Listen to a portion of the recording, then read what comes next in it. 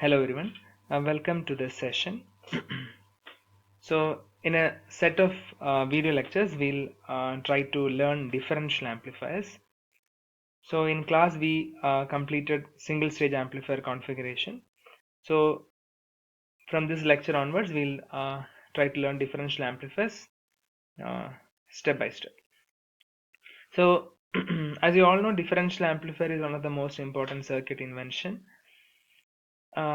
And before starting the working or before developing the circuit of a differential amplifier, we'll try to understand the difference between a single-ended signal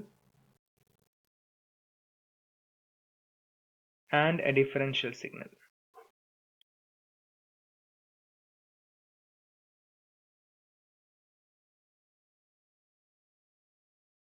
If you consider the amplifier configurations, what we have learned before, for example, if I consider this common source amplifier,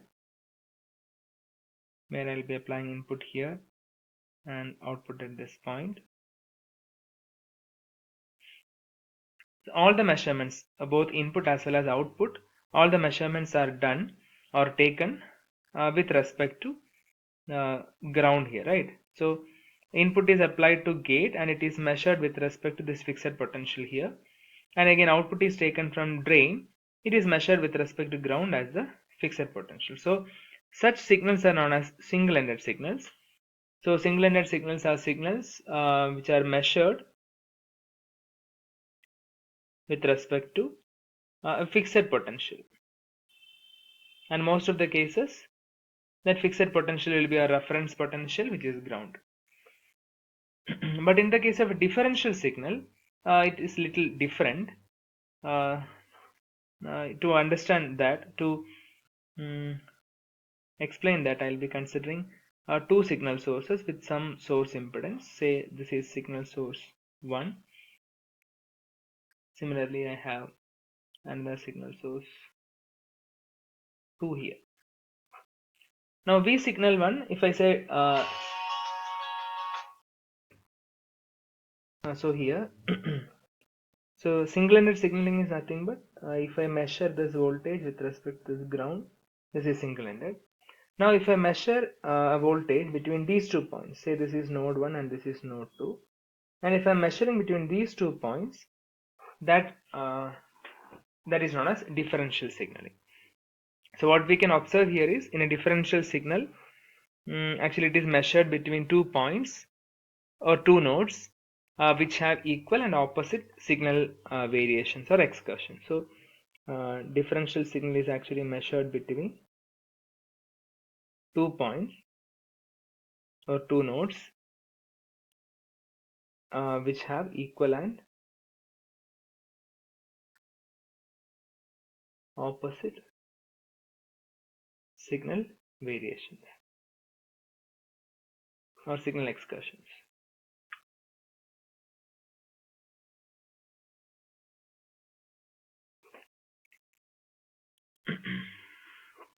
And that will, yeah, so that is basically a differential signal. So single-ended is with respect to fixed potential, and differential signal is with respect to 2 points. Both points will be varying, and in a strict sense we can say these 2 points where we are measuring should be of equal impedance also.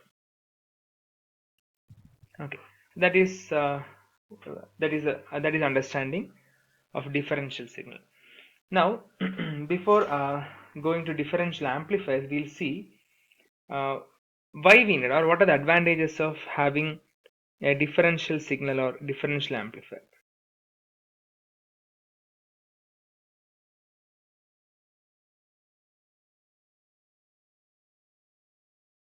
So discussions are with respect to an integrated circuit. So if you look at an IC where you have, say, an amplifier, and the output of this amplifier is taken through the IC to some other point. So this is connecting to some other point.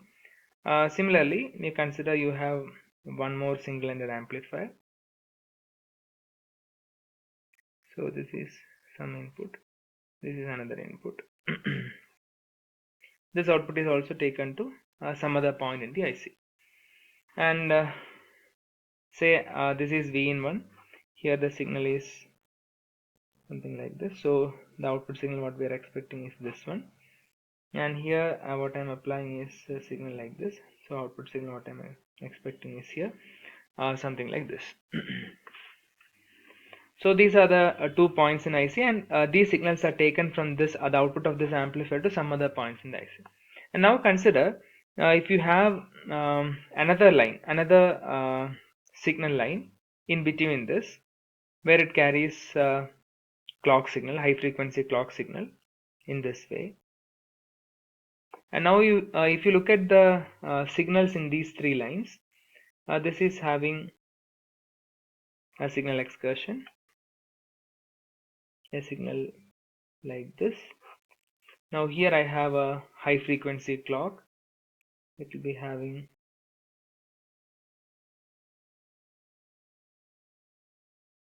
some high frequency. Assume that this is a high frequency clock. And here again I have the signal which is in this way.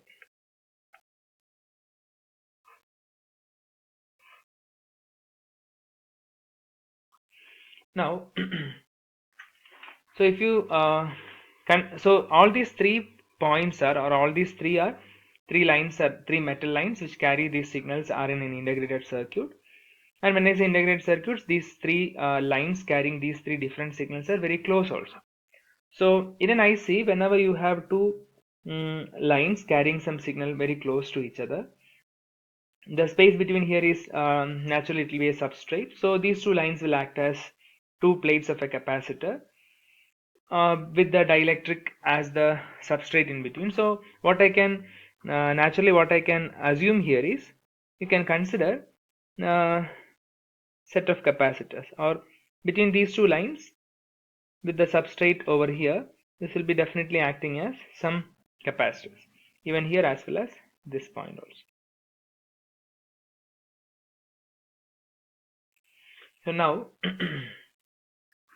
so whenever this high frequency clock, whenever this clock toggles from 0 to 1 or 1 to 0, or whenever this clock moves, or if I look at this transition, up transition, so whenever this clock changes from low to high, since we have a capacitor coupling to the metal line which is carrying this signal as well as this signal, what will happen here is, this immediate change will be coupled to these lines by the capacitor over here, and you can definitely see some kind of spikes in this signal. So whenever there is a variation from low to high, you can expect a spike in both signals.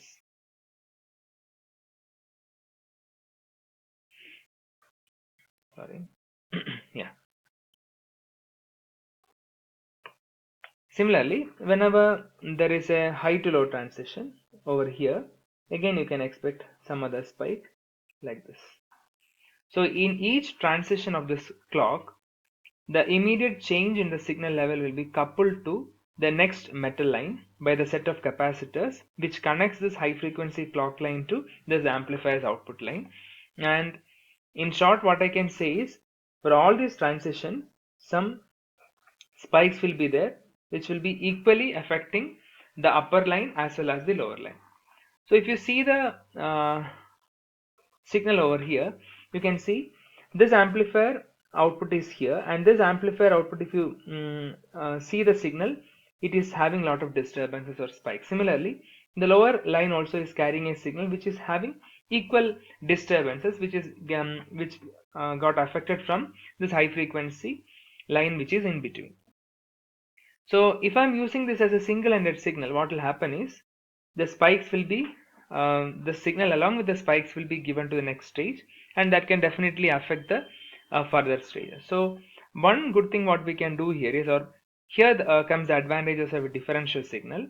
If I take this output differentially, for example, if I measure, or if I instead of taking this as a single-ended signal, if I have a differential signal here, that is by measuring between these 2 points, what will happen is, since both signal lines are affected by the spikes equally, when I measure between, or when I measure the signal between these 2 points, the spikes will be definitely nullified, right? The noise, or I can say the spikes as noise, the noise will be definitely nullified, or these are the common signals these are the common variations in both signals which will be nullified, and the signal will be retained. How you can say that is, like, you consider this as your signal, your other signal is this one, with lot of spikes in this, like lot of variations in this. Say here one variation, here one, again like this. Even here also the variations are same, like this. Now when I measure between these 2 points, what I am doing is this minus this, right? So when I do that, when I subtract the upper signal from the lower signal, at the same points you can see spike. So when I subtract, the spikes will be cancelled out. So the spikes will be cancelled out. Again, when I subtract from this, the spikes will be cancelled out, and the signal will be retained, and even the signal will be actually doubled, because this is something minus this value, right? So this is already a negative value minus a positive value. It is 2 times. It is minus 2 times it will be, right? So this is one of the important advantage of differential signaling. That is nothing but this is immune to noise. In short, we can say this is immune to differential signals are immune to noise. That is what we have seen here. If I am considering this as single-ended signal, definitely that is affected by the noise which is coupled from the high frequency clock line through the capacitors. But if I measure as a differential signal, all those noise, or I can say common signals, common mode signals are uh, cancelled or rejected, I can say, and the signal is actually retained. So the one major advantage of using a differential signal or differential amplifier is it is immune to noise as well as common mode signals. The same thing you can consider with respect to even supply variations also. So there is another advantage, it is immune to power supply variations also.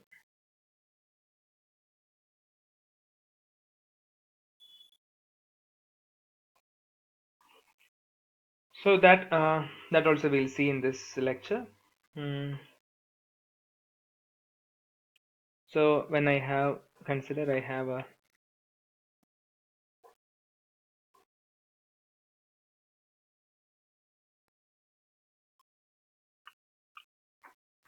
so these are the two single-ended amplifiers, and which is connected to VDD, and assume that VDD is not fixed, or there are some variations in this VDD line, some variations. Now if at all there is some variations in the VDD line, these are the two output lines here, right? So the variations in the VDD will be definitely affected at these 2 points also, if you are considering signal as this and here the signal as this. So the variations in VDD will be definitely affected at the output of both amplifiers, and even these signals also will be varying with respect to the variations in the VDD. Now if I am so that's all about differential amplifier, the advantages of differential amplifier: immune to noise as well as common mode signals, and immune to power supply variations. So in next lecture we'll see how can we develop the circuit of the architecture for a differential amplifier. Thank you.